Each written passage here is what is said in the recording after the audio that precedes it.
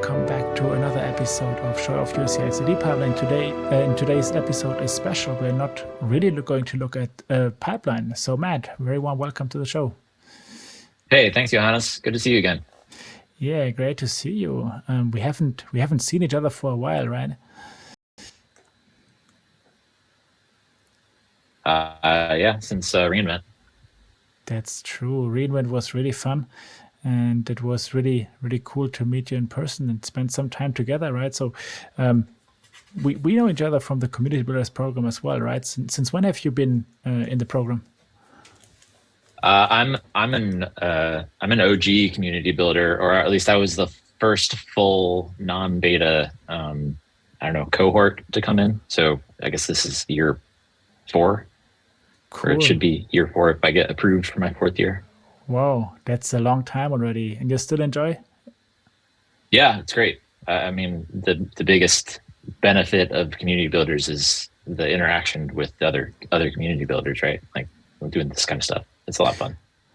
Yeah, that's true. That's how I see it as well. And this kind of thing already is possible, right? Because we have this community. So what do you do in real life if we don't spend time with the builders? So I'm a principal software engineer at a ed tech company called Power School. So we're built on top of AWS and do fanboy. So pretty much all my blog posts and everything that I do related to that have to do with one or the other or both. Okay, cool. And that means everything that you kind of work on, you can somehow also put to public, and that's what we are going to look at today, right? As I said at the introduction, it's not really a CI/CD pipeline. So what are we looking at today? So today we're going to look at a blog post I did last week or 2 weeks ago, something like that. Here, I'll share my screen. So in the blog post, which says it's loaded. Okay. So in the blog post, the blog post was called "Say Goodbye to Your CDK Stacks: A Guide to Self-Destruction." And what I found at work is, we do domain-driven development. We have, my part of the organization has 30 AWS accounts. So it's like an environment will have a dev, QA, and prod. So times 10. So there's 10 environments. And we found that in our dev accounts, historically, devs haven't done a great job of cleaning up after themselves with CDK stacks. So last week, I went and wrote some code to identify stacks that hadn't been updated in 30 days and had to end up deleting 250 CloudFormation stacks that comprised of over 30,000 AWS resources, which, since we do mostly serverless stuff, it wasn't a big cost, but it's still a lot of quota use, right? How long did that take to get deleted, those 2,000 stacks? Do you remember? It wasn't. So I did some script kiddie, like bash scripting to help with that. It honestly, it didn't take that long to do the actual deletes because it's all async. Mm-hmm. Fire out the delete stack command and it does it in the background. But I don't know, maybe about an hour. Okay, cool. So does this come from, I'm going to ask a little bit of a question on the CI/CD process that you have, right? Do you develop on feature branches, I guess, and then you also push stuff or deploy stuff to AWS from feature branches? And this is where this huge amount of CloudFormation stacks came from, or how does it work? Yeah, I mean, a lot of it was POC work, so proof of concept work. So it could have been devs, spinning up something they hadn't done before, or we do trunk-based development. But as developers are working on their own branches, they will push their branch to do the integration stuff. So it came from a lot of things, and this was over years of working on it. Like some of the stacks were probably 3 years old, something like that. Okay. So it just built up over time. And then as people leave the company, when you leave a company, you don't necessarily clean up after yourself when you leave. So like deleting former employee stuff, it all kind of contributes back to the bloat. Okay, cool. And then you had the great idea of making a continuous destruction out of the continuous deployment, right? And this is what we're going to look at today. Yeah. So the blog post talks about how to write a CDK construct that is actually a step function. And that step function runs as part of the deployment. Every time it runs, it basically checks in, it resets itself, and it has a wait functionality in it. So step functions can run for up to a year if they're not express step functions. And we're relying on that in order to do the self-destruction. Okay, so before we kind of go into details, what is a CDK construct for you? Sorry, what do you mean there? So how would you describe to someone that has never used CDK what a CDK construct is? Yeah, that's a good topic. So I have a CDK crash course that I did for Free Code Camp. So maybe have a link to that in the show notes. But yeah, it would be good. CDK is a way to write code to generate CloudFormation templates, YAML. So instead of writing the YAML or using something like SAM, you can write structured code just using most languages. It has a large number of languages available for it. I use TypeScript primarily, but it's got Python and Go, Java, like other ones.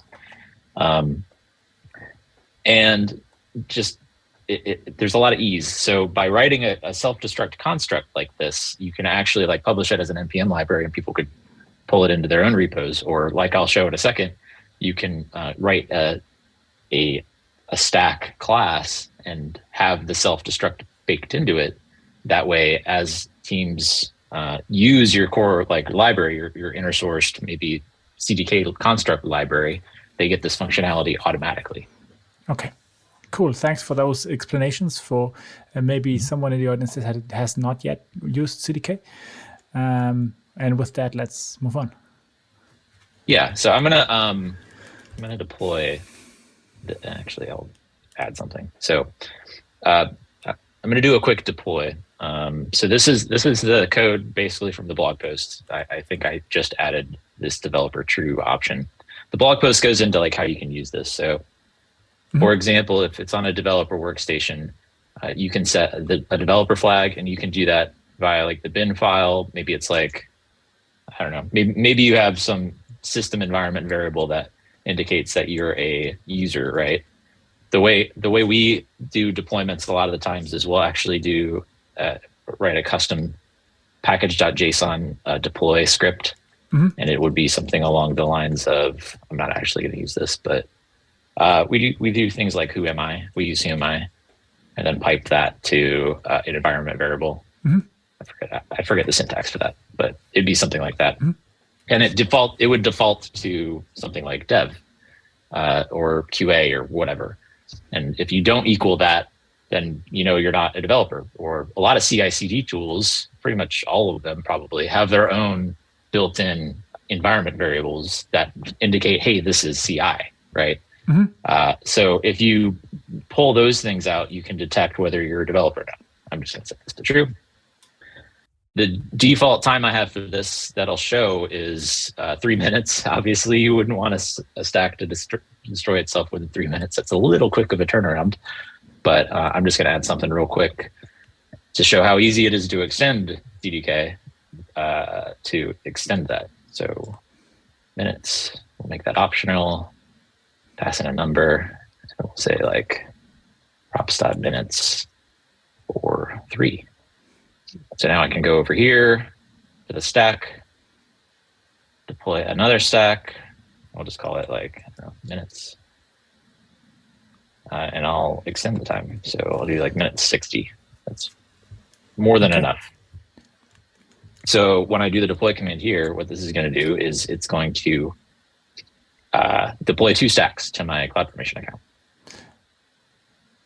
I have to hit yes twice. I forget. Okay, so you used npx to execute the CDK deploy at the end, and CDK deploy is the action that you use to trigger the deployment, correct? Yeah, the command I used was npx CDK deploy -v, which is verbose, and then --all, which does both stacks. You could also do, instead of that, you could do like, instead of -all, you could do, the name of the stack that you want. But I want both to go out, so yeah. Okay, And this would then also be the commands that you would need to integrate in within your CI/CD pipeline if you want to integrate this within any build system, right? Yep, exactly. Yeah, exactly. So, yeah, your CI/CD setup would need to run the same. Okay, I'm just waiting to see if I need to hit yes again one more time before I switch over to. Okay, so you did not pass the console. Yeah, you did not pass the automatic approval flag that the CDK has. Yeah, I should have done that. I rarely use that. We use it in CI/CD. You would use it because obviously you're not going to be able to answer a prompt. But yeah, I'll just look for that in the background. And this stack that we have here now uses the name that you passed as a second variable, right? So if I understand that correctly, so you could essentially also have multiple environments deployed of the same stack here, right? Yeah, totally. And that's what we're doing here. It's the same exact CloudFormation stack. I just passed in a different prop.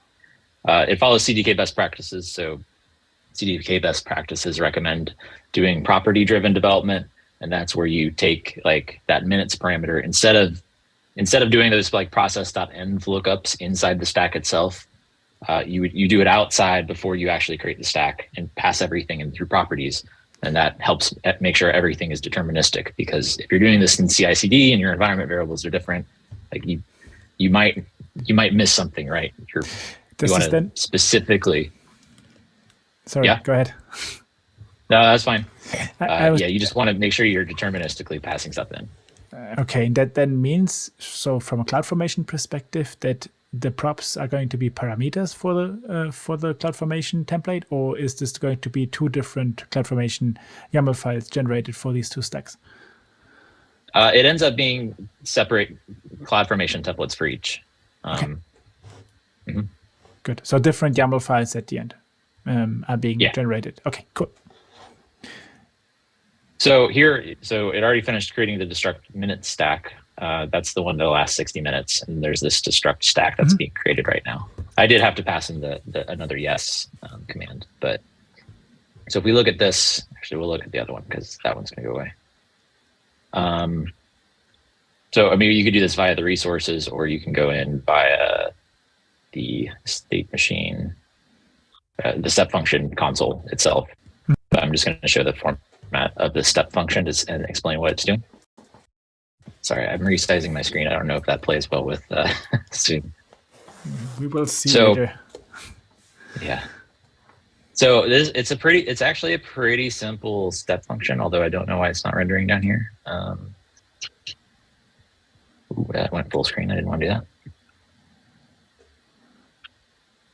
Maybe because of the zooming. Maybe. There we go. All right. So what this step function is doing is first it lists executions of itself. It sees if any other instances of that step function are running, and if it is, if it finds them, it will stop them, because we want to make sure only one of these is running at a time. We want to cancel any previous executions of it, because this is the thing that's actually going to end up deleting the stack. And if an older one is already running, it's waiting from when it started. You don't want to preemptively delete your stack, right? So in this case, it didn't find any. It found itself, didn't find any others, and it's going to continue on. Next, it checks to see the stack status. So the stack status gets passed in via the custom resource. So maybe I should step back and explain how this runs. In CDK and CloudFormation, you have the option to run, to execute things via the SDK as part of the CloudFormation deployment. In this case, the CloudFormation deployment, one of the resources in it is to actually execute the step function. So that's what kicks this whole process off. So that's a custom resource then that you have as part of your stack? Yeah, okay. Definitely. So we go back, we'll see that. So this self-destruct CR, that's CR for custom resource. How does the code look for that? Sure. Let me switch back. Yeah, sorry for that. So the code for that, it's actually pretty simple. So, I mean, this is the custom resource code, right? My formatting get weird. Yeah. So I'm just importing it from the CDK version 2 custom resources namespace out of the CDK lib. And in this case, so there's 2 ways to make custom resources. There's these AWS custom resources. That's what the construct's called. It will run an SDK command.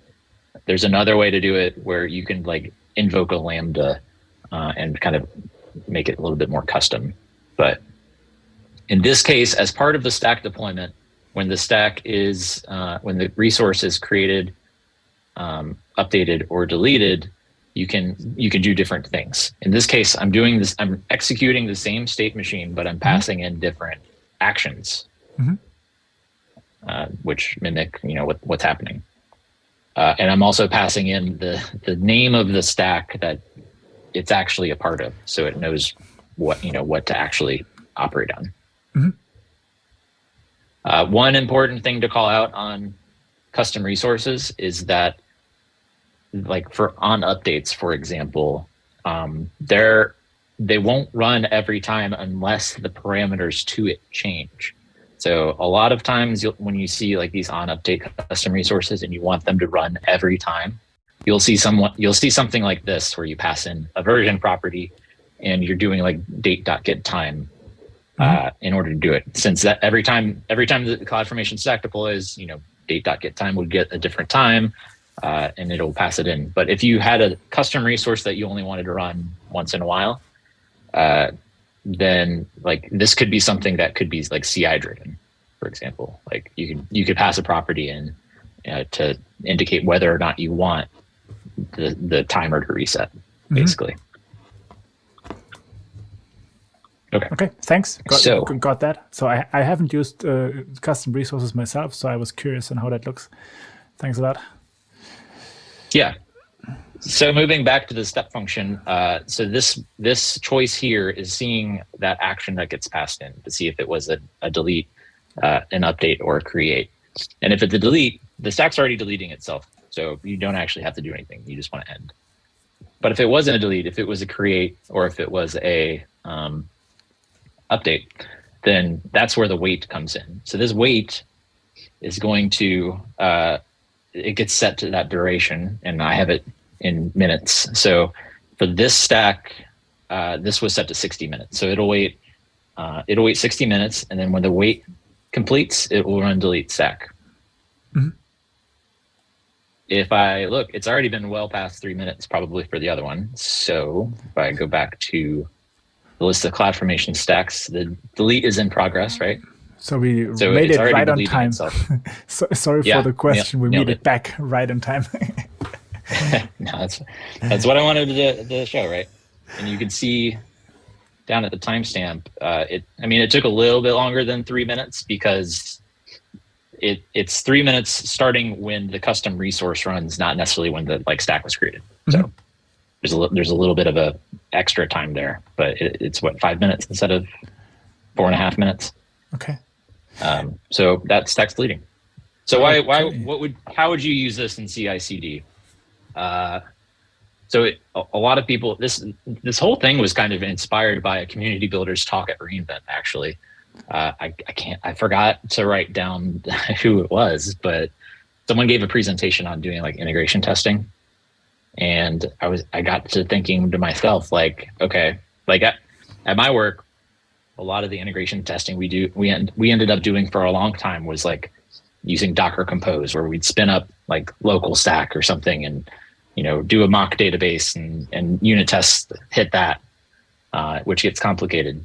But here you could like deploy as part of a pull request, you could deploy an entire CDK stack with like a branch naming convention, and it will clean up after itself. Like a lot of times in CI/CD, the failure cases, like sometimes those might get lost, where if a step ends and you don't like catch the failure, you're not like cleaning up after yourself. So you get a lot of orphan things. Here, since it's going to clean up after itself, anyways, you can actually skip that part. And if you do like a commit, like a hash-based namespace for your stack, then you don't really have to worry about it. Yeah, I really like this approach. We sometimes do things like on branch delete, I want to execute specific things. This is the other option to kind of do the thing, right? There would have been another possibility. I think the way that you handled it, you have that custom resource that has the waiting step function.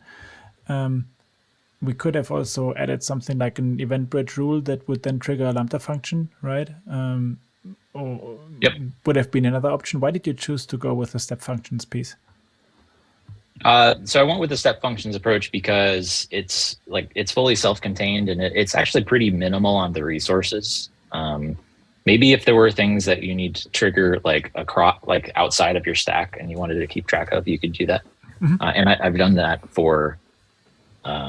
That's actually how I do. Like I have some code at work that I trigger off of the CloudFormation statuses to like basically rerun to see how old stacks are, so that I know that I can triage them later to figure out what I need to delete if it hasn't been touched in a while. That's how I identified the 250 stacks to delete, or 350, whatever.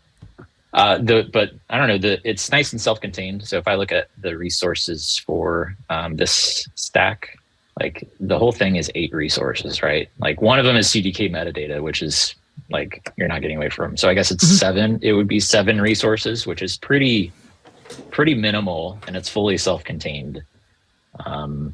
So you usually if you're hitting 493 resources and you can't fit this into your stack, your stack's too big anyways. So yeah, that's true. Really smart solution. How does it look from a cost perspective? I mean, step functions are, so you don't pay for like a wait step. You pay for the interaction. What do they call them? Starts with an I. The transitions, I think they call it, right? Transitions, yes. It doesn't start with an I, it starts with a T. Yeah, you pay for the state transitions, and it's only 7 state transitions. I mean, I guess if you are doing a lot of deployments, it's 7 per, but that's still pretty generous. Like transitions are cheap. It's like 1,000. I guess we could look up the cost real quick. Yeah, I think it's not that important, but I think you pay something like $1 for 1 million or something like that, right? So it's really cheap. It's 2.5 American cents for 1,000 state transitions, which, I mean, come on. Yeah, well, and you save costs because the resources are being deleted as well, right? So I think that's also going to be. Is there something that when building the constructs you need to take into account? So what I have in mind is if I have a DynamoDB and I do not set the destroy on delete flag in CDK, it's going to persist the DynamoDB in this case. Is there a best practice that you have that you would talk about? I mean, that's true too. Yeah, if you have log retention, like log group retention set, or it's specifically not set to delete, or S3 buckets that aren't empty as part of your stack, things like that, and you haven't set up. So CDK has some nice things like bucket auto delete, for example.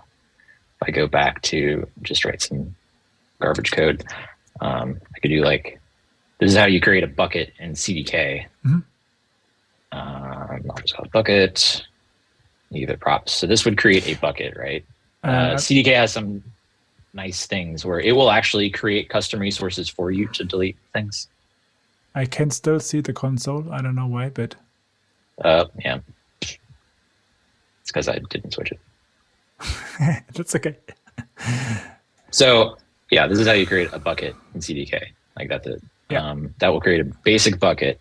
It has some nice helper parts of the construct that you could do auto delete objects, for example, set that to true. And what that will do is if the bucket gets deleted, it runs a custom resource on that resource delete to empty the bucket, because if you destroy a CloudFormation stack and there's stuff still in the bucket, it won't do it itself. So that's an example of like a nice thing that CDK does that you don't get from just vanilla, like CloudFormation, for example. Okay, but at the end, you still, when building your infrastructure as code, you need to think about that, and you need to actually define this, right? So, same for Yeah, DynamoDB and other pieces, right? If you want this cleanup function to really work, you need to ensure that the infrastructure is also built in that way, and you cannot really force it, right? There might still be very potential true. that something is left over, right? Yep. Which is So intentional, yeah. Yeah. another thing would be, oh man, I just lost it. So I kind of talked about this earlier, like how you could publish this as a library and extend developer stacks with it. So like this right here is this, you could basically use this in a new stack. So if I were to create a new stack, some stack, I could create a class that extends the blog stack. Some stack extends blog CDK self-destruct stack, and now in another, like this could be in a different code repo, and it will automatically like include the self-destruct functionality as part of it. So like at my work, we have a constructs library that we put stuff out of, and people extend from like a core stack for those purposes. And that then takes care of all of the base things that you require as an organization, like tagging and CMKs or KMS and things like that, right? Yep. Ours includes things like tagging. We have AWS accounts that require certain permission boundaries to be set on all the roles, for example. So you can have what's called an aspect that will automatically add it to all the roles, so you don't have to copy pasta it every time. But an important factor here is you don't want this self-destruct code to accidentally run in production, right? Because that would be bad. So that's where like these if checks can come into play. So, I mean, this was a simple one where if production, like maybe this should probably default to true to assume it was automatically production. But like at my works core construct, we do things like if stack.this.account, which is a quick way to get the account number of the CloudFormation stack. You can use that and say, okay, if it's in